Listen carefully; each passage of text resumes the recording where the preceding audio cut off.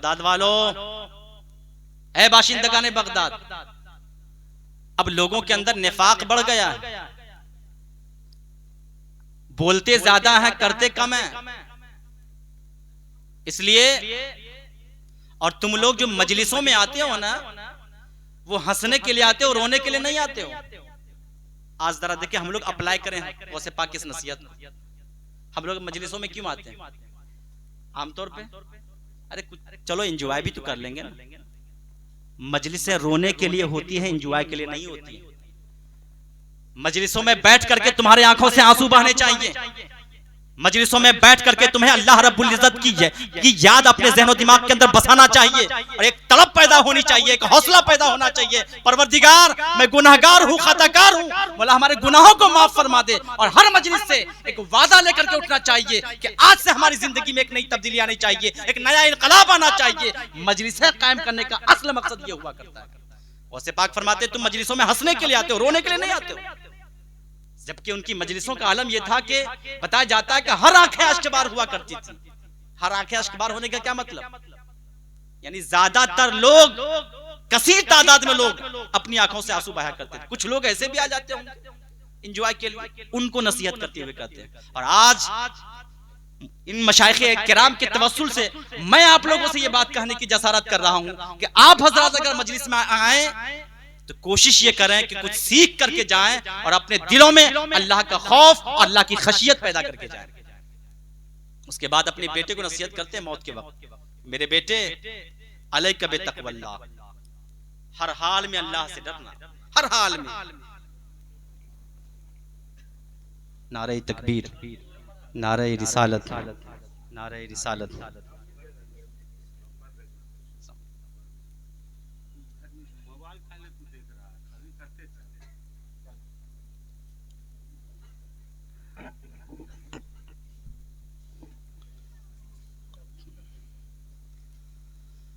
दूसरी नसीहत क्या कर रहे हैं?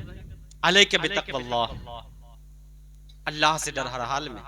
उसके बाद फरमाते हैं अपने बेटे को, जाहिर सी बात है जब बाप बेटे, जब उन मुसीबतों और परेशानियों को बंदा सब्र के साथ गुजार लेता है और रब का शुक्र अदा करता है, तब परवरदिगार आलम उसे अपनी बेशक सुभान अल्लाह। 11 साल की उम्र में यतीम हो रहे हैं। अब जरा गौर कीजिए, आप दुनिया में किसी को दोस्त बनाना चाहते हैं तो आसानी के साथ बना लेते हैं क्या? किसी दुनियादार के साथ अगर दोस्ती बनाना हो ना, तोहफे देते हैं, गिफ्ट देते हैं, मुस्कुराकर बातें करते हैं, घर आना जाना होता है, तबादले ख्याल होता है, उसके गुस्से को भी कभी बर्दाश्त करते हैं, तब कहीं जाकर के आप उसको दोस्त बना पाते हैं। जब किसी दुनियादार को दोस्त बनाना हो, आपको स्ट्रगल करना पड़ता है, मेहनत करनी पड़ती है। तो जो अल्लाह अपना किसी को अगर दोस्त बनाना चाहे, जितनी आसानी के साथ दोस्त बना लेगा। मेहनत करवाया जाता है उससे, मशक्कतें करवाई जाती है। 11 साल की उम्र है, गौसुस तकलैन के वालिद मुकर्रम का इंतकाल हो जाता है, यतीमी की जिंदगी गुजारते हैं। लेकिन बचपन ही से कुछ ऐसे आसार थे कि महसूस होने लगा था कि ये कोई आम बच्चा नहीं है। उम्र गुजरती जा रही है, 18 साल की जब उम्र पहुंचती है ना, तो एक मौके पर अपनी माँ के पास आते हैं गौसे पाक, कहते हैं माँ मेरी ख्वाहिश है कि मैं कुछ पढ़ूं, मेरी ख्वाहिश है कि मैं कुछ पढ़ूं और बगदाद जाना चाहता हूं। अभी हजरत गिरामी वकार ने इशारा किया रमजान में पैदाइश, ये मैं आपको बता दूं आपकी तालीम के लिए। बगदाद जाने की इजाजत चाहते, मैं बगदाद जाना चाहता हूं। क्यों बगदाद जाने का इरादा किया? बगदाद उस जमाने के इल्म और फजल का बहुत बड़ा मरकज माना जाता था। इस बगदाद को बनाने वाला वही निजामुल मलिक तूसी जिसने मदरसतुन निजाम बनाया था।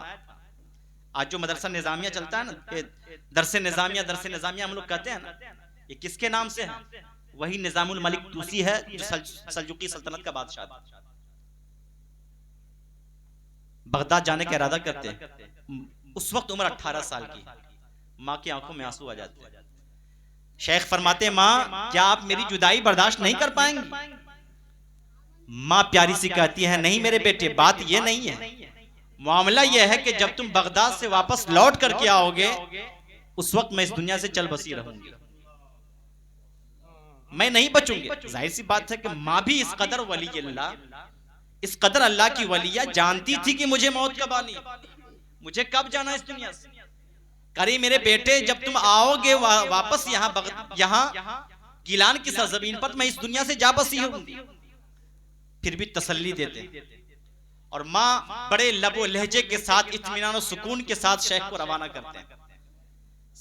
सफर हो रहा है बगदाद का, गिलान से बगदाद का सफर अगर आप काउंट करें तो 629 किलोमीटर बनते हैं।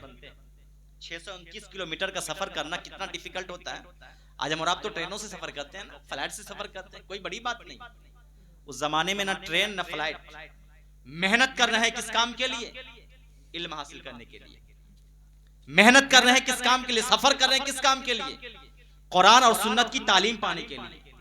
गौसे पाक का यह पैगाम यह है कि तुम्हें इल्म के मामले में, एजुकेशन के मामले में जिस तरह की मशक्कतें बर्दाश्त करनी पड़े करो, जितना लंबा सफर करना पड़े करो, लेकिन इल्म से कभी भी अपने दामन को बचाने की कोशिश मत करो। सुभान अल्लाह, सुभान अल्लाह। शेख 18 साल की उम्र में सफर कर रहे हैं बगदाद का। बीच में बहुत सारी चीजें होती, वो आपने बहुत सुना होगा, मशहूर भी है। 18 साल की उम्र में जो डाकुओं का एक दस्ता आपके हाथ पर तौबा करता है, ये गौर करने वाली बात यह है, यहाँ पे हम लोगों की भी 18 साल की उम्र होती है। आमतौर पर 18 साल की उम्र में शैतान ज्यादा भटकाता है, शैतान ज्यादा वसवसे डालता है, शैतान बुराइयों की तरफ ज्यादा आमादा करने की कोशिश करता है। इसी उम्र में इंसान शराब का आदी होता है, इसी उम्र में इंसान जुआ खेलने का आदी होता है, इसी उम्र में इंसान नशे का आदी होता है, इसी उम्र में इंसान को जिना की तरफ माइल होने का ख्याल पैदा होता है, इसी उम्र में इंसान हर तरह की बुराइयों में मुलविस होने का जज्बा अपने अंदर पैदा करता है। लेकिन गौर कीजिए गौसे पाक की जाते मुकर्रमा पर, 18 साल की उम्र में है, गुनाह तो दूर की बात है, गुनाहगार आपके हाथों पर तौबा करते हुए नजर आ रहे हैं, गुनाहगार आपके हाथों पर तौबा कर रहे हैं। ये शेख का कमाल देख लें। उसके बाद बगदाद पहुंचते हैं, मदरसतुन निजाम में तालीम शुरू होती है। एक चीजें लोग आमतौर पर बयान करते हैं कि जो कुछ भी हुआ बाद में, जो आपके पास अशरफियां बच गई थी ना, वहां पहुंचने के बाद सारे गरीबों और फकीरों पर आपने तकसीम कर दिया। कुछ भी आपके पास नहीं रहा, कुछ भी नहीं रहा, सब तकसीम कर दिया। यहां तक कि बताया जाता है कि मदरसतुन निजाम में एडमिशन लेने के लिए फीस देना पड़ती थी, फीस के लिए भी पैसा आपके पास नहीं बचा, एडमिशन कैसे ले? कहा जाता है ना, वमन यतवक्कल अलल्लाहि फहुव हस्बुहु, जो अल्लाह पर भरोसा करता है अल्लाह उसके लिए काफी हो जाया करता है। गौसे पाक ने अल्लाह पर भरोसा किया, दुनिया पर भरोसा नहीं किया, दुनिया की दौलत पर भरोसा नहीं किया। आपने ये चाहा कि ये पैसे गरीबों में तकसीम कर दिए जाएं, मेरी जरूरत का इंतजाम अल्लाह रब्बुल इज्जत फरमाए। सुभान अल्लाह, सुभान अल्लाह। एडमिशन हुआ, 6 साल तक आपने तालीम हासिल की, 6 साल तक।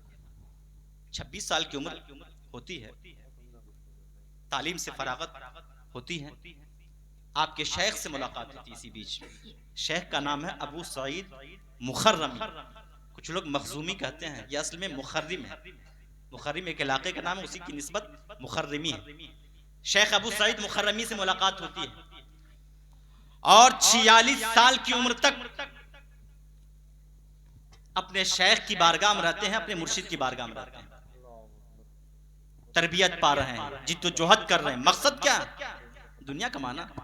औलाद तो थी नहीं, उस उम्र तक शादी भी नहीं किया था आपने, 46 साल की उम्र तक दुनिया कमाना मकसद नहीं, सिर्फ अल्लाह को पाना। किसको पाना? अल्लाह को पाना, अल्लाह को राजी करना, अल्लाह को पाना, मार्फत रब्बी हासिल करना। इस मकसद के लिए आप 46 साल की उम्र तक अपने शेख की बारगाह में रह रहे हैं और हर तरह का काम कर रहे हैं जो शेख हुक्म दे रहे हैं।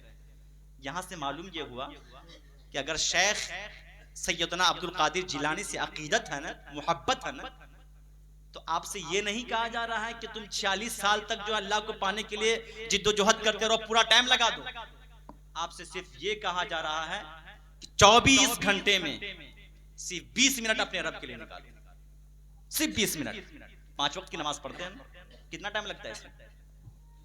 20 मिनट लगेगा, उससे ज्यादा नहीं लग सकता। मैं समझता हूं अगर आप अकेले पढ़ें तो 20 मिनट अपने रब के लिए निकालो। गौसे पाक रज़ी अल्लाह तआला अन्हु की जिंदगी से हमें ये सबक मिलता है कि जो गौस अपनी 46 साल जिंदगी को रब को हासिल करने के लिए आपने वक्फ किया है, गुजार दिया है, उस गौसे पाक से सच्ची मोहब्बत का तकाजा यह है कि हम कम से कम अपने 24 घंटे को 24 घंटे में से 20 मिनट अपने रब के लिए वक्फ कर दिया करें। बेशक ये गौसे पाक की जिंदगी से हमें एक मैसेज मिलता है।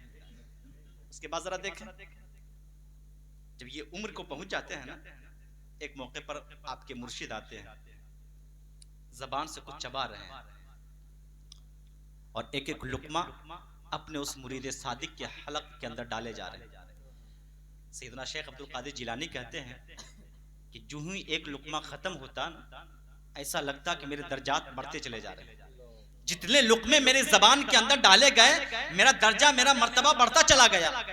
तो रब को पाने के लिए जो हमने 40 साल से मेहनत की थी ना, मेरे और रब के दरमियान जो पर्दे थे, जो हिजाबात थे, हर एक लुकमा खाने के बाद मेरे और रब के दरमियान से तमाम हिजाबात हट गए और मैंने अपने रब का मुशाहदा किया। आहा, क्या कहना, सुभान अल्लाह, अल्लाहु अकबर, या रसूल अल्लाह, जिंदाबाद जिंदाबाद, अल्लाहु अकबर।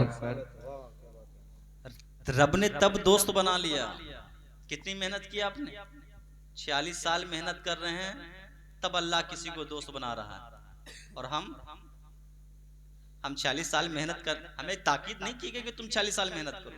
हमसे सिर्फ इतना कहा गया है कि 24 घंटे जो तुम्हें हमने दिए हैं ना, 24 घंटे में 20 मिनट तुम हमारी रजा के लिए निकालो और उसी पर पाबंदी इख्तियार करो ना, पाबंदी के साथ रहो ना।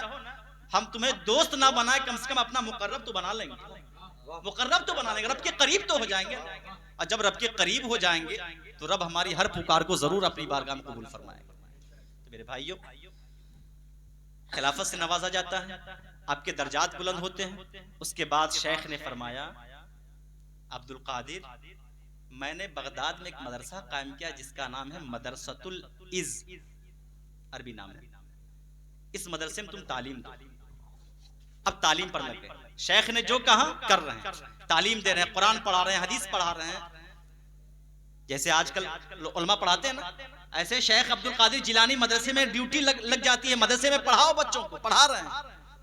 बताया जाता है कि वही मदरसा आगे चल करके मदरसा कादरिया के नाम से मशहूर हुआ और उसी मदरसा कादरिया में आज भी आपका रोज़े मुबारका मौजूद है। आपके शेख का भी मज़ार उसी में। तालीम तो चल रही है ना, लेकिन तकरीर नहीं करते। ये जो मजमा बैठा हुआ ना, स्टेज लगा हुआ ना, तकरीर जो हो रही है ना, ये अंदाज नहीं था तकरीर करने का। बस बच्चों को पढ़ाते थे, तकरीर नहीं करते थे। रिवायतों में आता है कि आका करीम सल्लल्लाहु ताला अलैहि वसल्लम तशरीफ लाते हैं, कहते हैं, अब्दुल कादिर, तदरीस तो देते हो, पढ़ाते तो अच्छे तो जरूर हो, लेकिन लोगों को नसीहत क्यों नहीं करते, तकरीर क्यों नहीं करते, ये भी काम क्या करो। सैयदना शेख अब्दुल कादिर जिलानी फरमाते, मैं क्या बोलूं। देखिए, इल्म होना अलग है और बोलना अलग। मेरे एक उस्ताद हैं अल्लामा अहमद मिसबाही साहब अशरफिया में पहले सदर मुदर्रिस रह चुके हैं। इल्म का कोई जवाब नहीं, तमाम असातिज़ा में सबसे बुलंद, लेकिन जबान उनकी बहुत कमजोर। सैयदना शेख अब्दुल कादिर जिलानी रज़ी अल्लाह तआला अन्हु फरमाते हैं, प्यारे आका मैं क्या बोलूं। नबी मुकर्रम सल्लल्लाहु तआला अलैहि वसल्लम ने अपनी ज़बान मुबारक से 7 मरतबा लुआब देहन अपने बेटे अब्दुल कादिर जिलानी की जबान के अंदर डालते हैं और फरमाते हैं, अब्दुल कादिर आज से जाओ और लोगों के दरमियान खिताबें क्या करो। अब खिताब के लिए खड़े हो गए। जिसके पास इल्म ज्यादा होता है ना, सोचता है कि कहां से शुरू करूं। अब जैसे समंदर के पास आप जाएं, अब प्यास लगी हो, किधर से पानी पीऊं, इधर से पीऊं या इधर से पीऊं, है ना, पानी ही पानी है, तब पानी की कमी तो है नहीं। जिसके पास इल्म होता है पहले सोचता है कि कहां से शुरुआत करूं। खड़े हैं स्टेज, क्या बोलूं। मौलाए कायनात की आमद होती है, सुभान अल्लाह। मौलाए कायनात दामादे पैगंबर की आमद होती है यार। फरमाते अब्दुल कादिर बोलो। अर्ज करते हुजूर क्या बोलूं। फरमाते हैं अपनी ज़बान मुबारक खोला गया, 6 मरतबा आपने लुआब मुबारक डाला और फरमाया अब बोलो। पूछा गया क्यों 6 मरतबा आपने। कहा आका करीम ने 7 मरतबा डाला था और मैं 6 मरतबा डाल रहा हूं उनकी ताज़ीम में, ताकि बराबरी ना होने पाए। जो लोग बराबरी की बातें करते हैं मौलाए कायनात से सीख लें। इसलिए मेरे भाइयों, आका करीम सल्लल्लाहु अलैहि वसल्लम का वो शहजादा अब तकरीरें शुरू करता है। आपको पता है ना, जब नसीहत की महफिल शुरू हुई है ना, तो बताया जाता है सिर्फ 4 से 5 लोग आपकी महफिल में बैठते थे बस, और उसके अलावा कुछ नहीं। और एक ऐसा वक्त आया कि आपकी महफिल में सैकड़ों नहीं हजारों की तादाद मौजूद होने लगी। और आपकी महफिल की सबसे बड़ी करामत यह है कि हजारों का मजमा हुआ करता था। लाउड स्पीकर उस जमाने में नहीं था, फिर भी हजारों के मजमे में आखिरी सफ में बैठने वाला इंसान गौसे पाक की बातों को ऐसे ही सुना करता था जैसे गौसे पाक की मजलिस में बैठने पहली सफ में बैठने वाला इंसान सुन लिया करता था, बगैर लाउड स्पीकर के, बगैर कोई ऐसे आले के जिसके जरिए से आवाज पहुंचाई जाए। गौस की आवाज में अल्लाह रब्बुल इज्जत ने वो ताकत दी थी कि हजारों का मजमा होता था और आखिरी सफ में बैठने वाला इंसान भी आपकी बातों को सुन लिया करता था। उसके बाद गुफ्तगू का ये असर हुआ कि किताबों में आता है कोई महफिल ऐसी नहीं होती थी जिस महफिल में कोई ईसाई कोई यहूदी आपके हाथों पर इस्लाम ना लाता हो। और जो मुसलमान होते थे, बताया जाता कोई ऐसी महफिल नहीं होती थी जिस महफिल में बैठने वाले इंसान की आंखों से आंसू के कतरात ना जारी होते। ये गुफ्तगू का असर था। एक बात यहाँ इल्मी बात बता दूं, अल्लामा इब्न जौज़ी का नाम आप लोगों ने सुना होगा, बहुत बड़े मुहद्दिस, बहुत बड़े मुहद्दिस। कभी वो गौसे पाक को नहीं मानते, अल्लाह का वली नहीं है ये। अब होता है ना कि जिस आदमी के पास आलिम के पास ज्यादा इल्म हो जाता है तो सबको नापता रहता है, कोई गौस नहीं है ये, कोई अल्लाह के वली नहीं। किसी ने कहा कि जरा जा कभी उसकी उनकी महफिल में बैठ लिया करें। अल्लामा इब्न जौज़ी बहुत बड़े मुहद्दिस, बताया जाता है कि वो हदीसों को परखते हैं, कौन हदीस सही है, कौन हदीस ज़ईफ है, कौन हदीस मौजू है। इतना बड़ा मुकाम अल्लामा इब्न जौज़ी नहीं मानते थे गौस को। 1-2 मरतबा महफिल में बैठे और ऐसे दीवाने हो गए कि पूरी जिंदगी गौस की चौखट पर गुजारने लगे। सुभान अल्लाह, सुभान अल्लाह। सैयदना शेख अब्दुल कादिर जिलानी रज़ी अल्लाह तआला अन्हु की तदरीस का भी सिलसिला जारी होता है।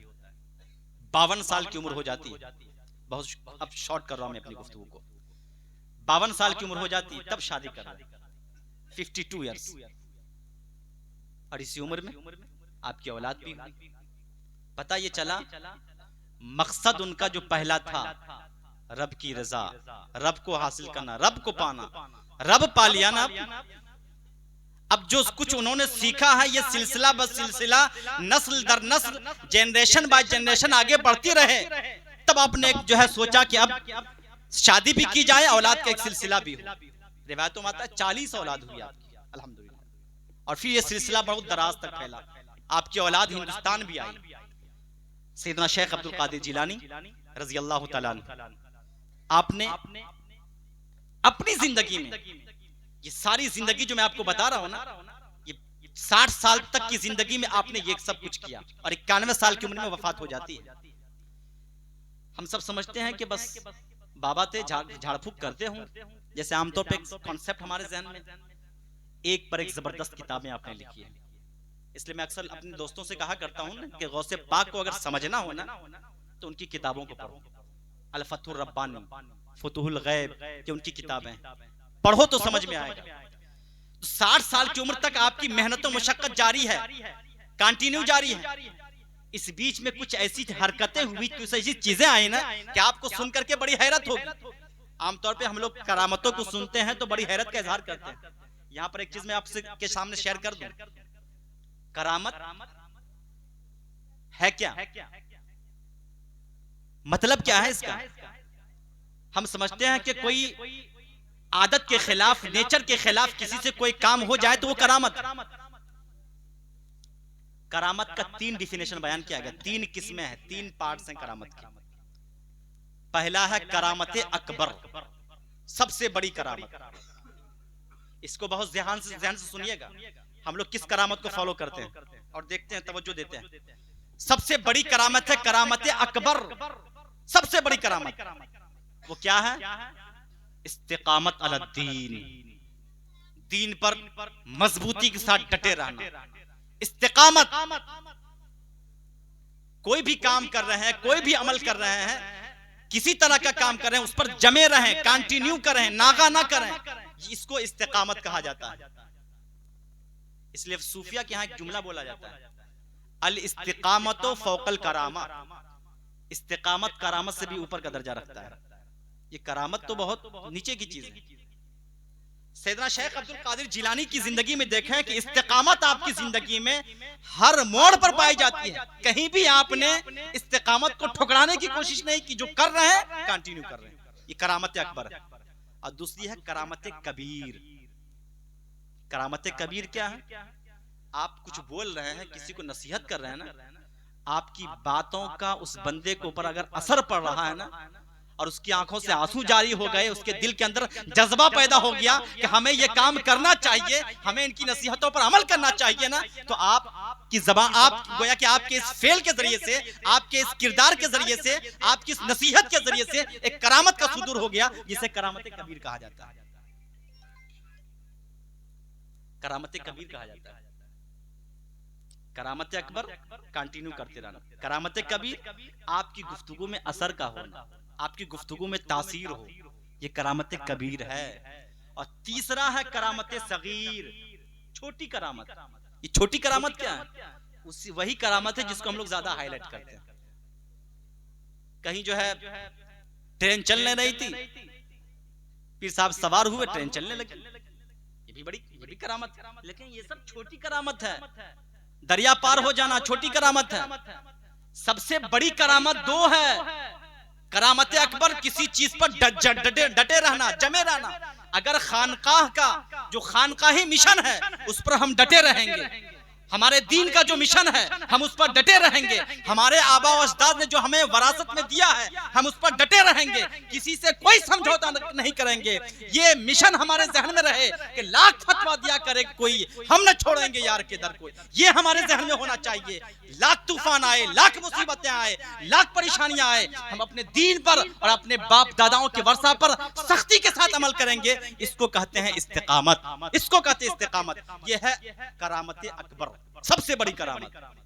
और दूसरी करामत आपकी गुफ्तगू में असर का होना चाहिए, तासीर का होना चाहिए, ये करामत कबीर। ये छोटी करामत को हम लोग ज्यादा हाईलाइट करते हैं। ये बाद की चीज है। अल्लाह तक पहुंचने के जो 100 दर्जे हैं ना, 17वें दर्जे पर करामत आने लगती है। अब बताइए उसके बाद कितने दर्जात हैं। खैर इसको आगे बढ़ते हैं। गौसे पाक रज़ी अल्लाह तआला अल्लाह तक पहुंचने के लिए जो जिद्दोजहद कर रहे हैं ना, रास्ते में बड़ी रुकावट शैतानों की तरफ से भी आती है। और कैसी खतरनाक रुकावट, आपको पता है ना कि हम लोगों को भटकाने के लिए शैतान अपने चेलों को भेजता है, जाओ इसको भटकाओ, ये ना करे, ये इबादत ना करे, ये बंदगी ना करे, ये अच्छा काम ना करे। अपने चेलों को भेजता, कभी खुद डायरेक्ट नहीं जाता है, कभी डायरेक्ट किसको भटकाने के लिए नहीं जाता। उसकी जिंदगी में, इब्लिस की जिंदगी में इत्तेफाक ऐसा भी हुआ कि वो डायरेक्ट आया भटकाने के लिए। आप समझ सकते हैं किसको भटकाने के लिए आया? वो किसी और को नहीं, सैयदना शेख अब्दुल कादिर जिलानी को भटकाने के लिए आया। डायरेक्ट, चेलों से काम नहीं बना, तब आया डायरेक्ट वो। और क्या कहता है? गुस्से में आया था, थप्पड़ उठाना चाहा कि यार हमारे चेले परेशान हो गए, ये भटकता नहीं है कभी। शैतान का इतना हरबा खतरनाक होता है ना कि बड़े बड़े औलिया अल्लाह के भी कदम डगमगाने लगते हैं। इस चीज को ध्यान में रखें। तारीख आप पढ़ें, बहुत से सूफिया भटक गए, बहुत से औलमा औलिया भटक गए हैं, शैतान भटका दिया। आप तसव्वुफ की किताबें पढ़ें, आपको पता चलेगा। ऐसे ही शैतान पूरी कोशिश किया कि सैयदना शेख अब्दुल कादिर जिलानी को भी भटका दें, उसके चेले नाकाम हो गए। गुस्सा में इब्लीस खुद आया, मानता क्यों नहीं? आखिर आया और थप्पड़ रसीद करना चाहा सैयदना शेख अब्दुल कादिर जिलानी के ऊपर।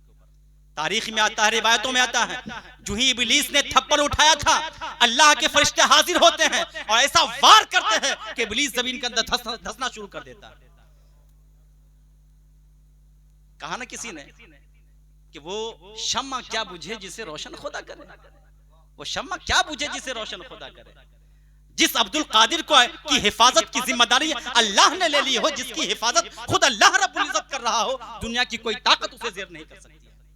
सैयदना शेख अब्दुल कादिर जिलानी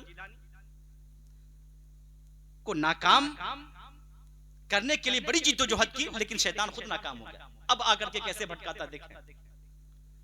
हम सब जानते हैं एक समाजी बुराई हम कह सकते हैं, लोग कहते हैं ऊपर वाला जाना, ऊपर वाला जाना एक कॉन्सेप्ट है कि अल्लाह ऊपर, हालांकि नहीं करना चाहिए। अल्लाह के बारे में हम किसी जहत और किसी मकान को नहीं साबित कर सकते, लेकिन एक आम तौर पर लोगों का एक कॉन्सेप्ट है ऊपर वाला जाना। अब शैतान ने सोचा यार अब्दुल कादिर को तो भटकाने की काफी कोशिश किया, भटका नहीं, लेकिन वो बादलों के ऊपर चला गया, आसमान से अब आवाज दे रहा, आसमान से, ताकि समझे कि कोई और शैतान नहीं है बल्कि खुद अल्लाह का रहा। और क्या आवाज दे रहा, अब्दुल कादिर अब तुमको नमाज वमाज पढ़ने की कोई जरूरत नहीं है, हम तुम्हारे लिए नमाज माफ कर दिए, अब तुम जो है बगैर नमाज ही करो, अब तुमको इबादत करने की कोई जरूरत नहीं। आवाज कहां से मिल रही, आसमान से। देखिए उसकी कितनी बड़ी चालाकी है। सैयदना शेख अब्दुल कादिर जिलानी अपने आप को मुखातब करते हैं, अब्दुल कादिर तुम्हारी क्या हैसियत है, जब वक्त के पैगंबर पर नमाज माफ नहीं हुई तो अब्दुल कादिर तुम पर नमाज कैसे माफ हो सकती है। शैतान का हरबा वहां भी नाकाम। अब वो समझ गया कि भाई हमसे नहीं होगा, नाकाम होगा। गौस कोई इतनी आसानी के साथ नहीं बन जाता है, अपने वक्त का कुतुब कोई इतनी आसानी के साथ नहीं बन जाता है। गौस बनने के लिए, कुतुब बनने के लिए वो सारी मेहनतें मशक्कतें बर्दाश्त करनी पड़ेंगी जो अल्लाह रब्बुल इज्जत उस रास्ते में देना चाह रहा है। सबको पार करके जब आगे बढ़ोगे तब अल्लाह रब्बुल इज्जत गौसियत के मकाम पर फैज फरमाता है, तब उसे जमाने का कुतुब बनाता है, तब उसे जमाने का अब्दाल बनाता हुआ नजर आता है। सैयदना शेख अब्दुल कादिर जिलानी रज़ी अल्लाह तआला अन्हु, ये सारी नाकामियां हो गई। अब आपकी जिंदगी गुजर रही है, लोगों को भी अल्लाह से जोड़ रहे हैं, लोगों का ताल्लुक भी अल्लाह से मजबूत कर रहे हैं। आपने अपनी जिंदगी में जो चंद किताबें लिखी है ना, उनमें से एक किताब का नाम है कसीदे बुर्दा शरीफ, जो तकरीबन मैं समझता हूँ कि पढ़ाई जाती होगी और लोग पढ़ते भी हैं। सूफिया फरमाते हैं जो बंदा 40 दिन तक ये कसीदा पढ़ करके रब की बारगाह में दुआ करे ना, अल्लाह रब्बुल इज्जत उसकी दुआ को भी रद्द नहीं फरमाएगा, कबूल फरमा लेगा। आपने जो अपनी किताबों में जो मैसेज दिया है अपने मुरीदों को और पूरी आमतुन नास को, उन चंद नसीहतों को आपसे शेयर कर दूं और अपनी गुफ्तगू खत्म कर दूं। अभी कारी साहब का फोन भी आ रहा है, मुझे निकलना भी है, खुदा करे मैं पहुंच जाऊं। चंद नसीहतें जो बयान की उन्होंने, मैं आपसे पेश कर देता हूं। सबसे पहली नसीहत, अब बगदाद के लोगों से कहते हैं, बगदाद वालों, ऐ बाशिंदगाने बगदाद, अब लोगों के अंदर निफाक बढ़ गया, बोलते ज्यादा हैं करते कम हैं, इसलिए और तुम लोग जो मजलिसों में आते हो ना, वो हंसने के लिए आते हो, रोने के लिए नहीं आते हो। आज जरा देखिए हम लोग अप्लाई करें वैसे पाक इस नसीहत, हम लोग मजलिसों में क्यों आते हैं आमतौर पे, अरे कुछ चलो एंजॉय भी तो कर लेंगे ना। मजलिसें रोने के लिए होती है, एंजॉय के लिए नहीं होती है। मजलिसों में बैठ करके तुम्हारी आंखों से आंसू बहने चाहिए, मजलिसों में बैठ करके तुम्हें अल्लाह रब्बुल इज्जत की याद अपने ज़हन दिमाग के अंदर बसाना चाहिए, और एक तड़प पैदा होनी चाहिए, एक हौसला पैदा होना चाहिए, परवरदिगार मैं गुनाहगार हूँ, खताकार हूँ, बोला हमारे गुनाहों को माफ फरमा दे। और हर मजलिस से एक वादा लेकर के उठना चाहिए कि आज से हमारी जिंदगी में एक नई तब्दीली आनी चाहिए, एक नया इनकलाब आना चाहिए। मजलिसें कायम करने का असल मकसद ये हुआ करता है। वैसे पाक फरमाते तुम मजलिसों में हंसने के लिए आते हो, रोने के लिए नहीं आते हो। जबकि उनकी मजलिसों का आलम यह था कि बताया जाता है कि हर आंखें अश्कबार हुआ करती थी। हर आंखें अश्कबार होने का क्या मतलब, यानी ज्यादातर लोग, कसीर तादाद में लोग अपनी आंखों से आंसू बहाया करते थे। कुछ लोग ऐसे भी आ जाते होंगे एंजॉय के लिए, उनको नसीहत करते हुए कहते हैं। और आज इन मशाइखे किराम के तवस्सुल से मैं आप लोगों से यह बात कहने की जसारत कर रहा हूं कि आप हजरात अगर मजलिस में आए तो कोशिश ये करें कि कुछ सीख करके जाएं और अपने दिलों में अल्लाह का खौफ और अल्लाह की खशियत पैदा करके जाएं। उसके बाद अपने बेटे को नसीहत करते हैं मौत के वक्त, मेरे बेटे अलैका बितक़वल्लाह, हर हाल में अल्लाह से डरना, हर हाल में। नारे तकबीर, नारे रिसालत, नारे रिसालत।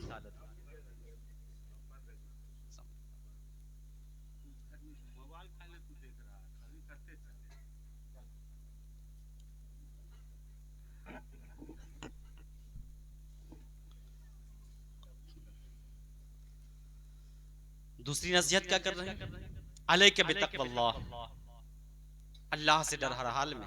उसके बाद फरमाते हैं अपने बेटे को, जाहिर सी बात है जब बाप बेटे को नसीहत करता है ना तो बड़ी खैर खाही के जज्बे के तहत करता है।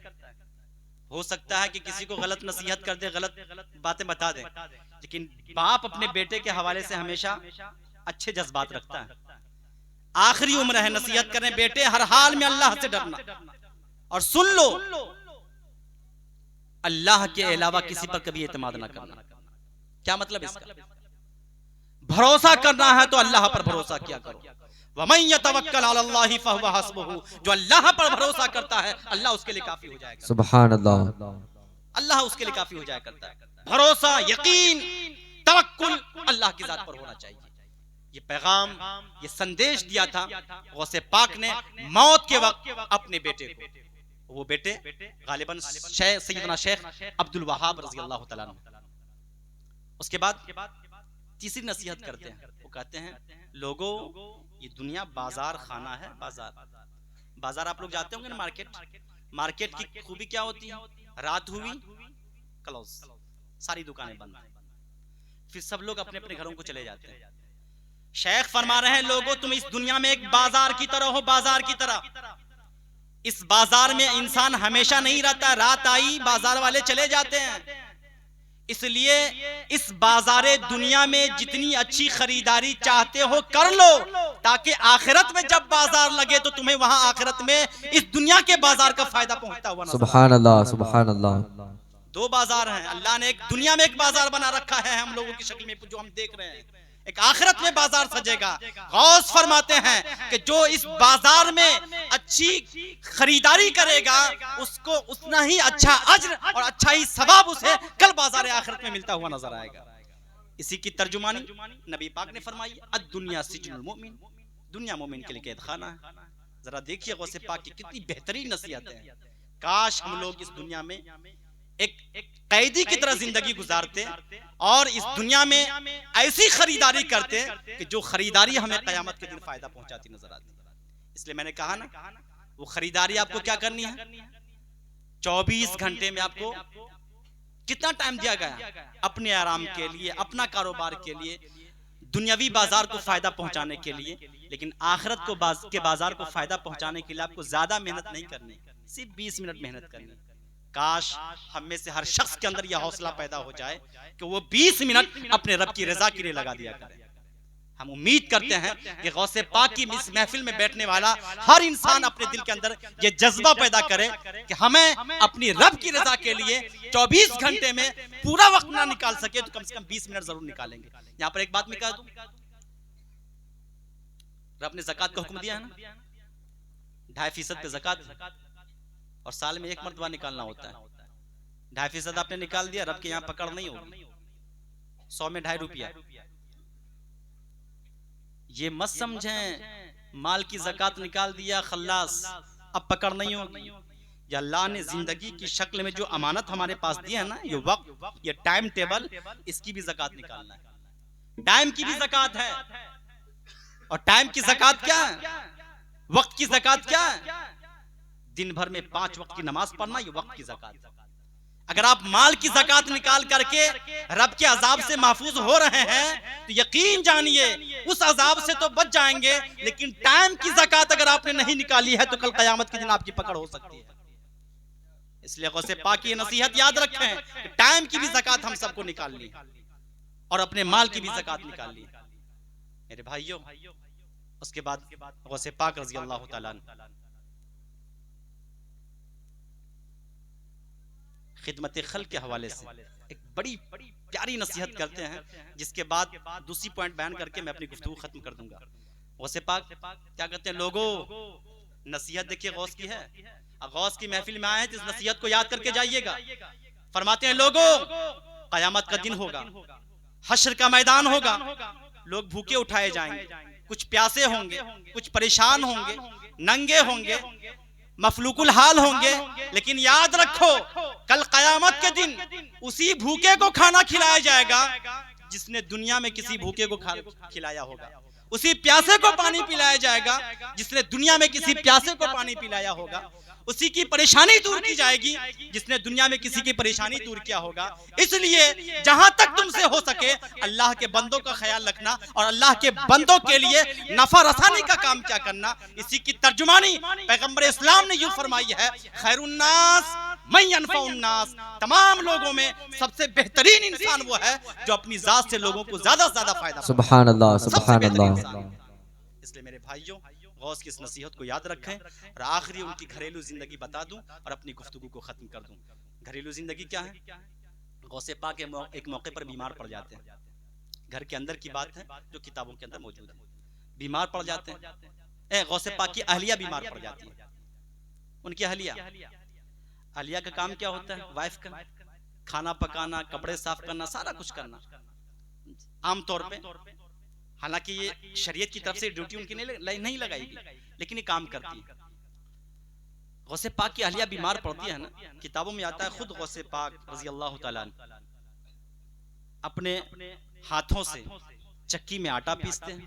आज ना आटा पीसना आसान हो गया, खुद से आटा पीसते हैं, आटा गूंथते हैं, उसके बाद रोटी बनाते हैं, सालन तैयार करते हैं।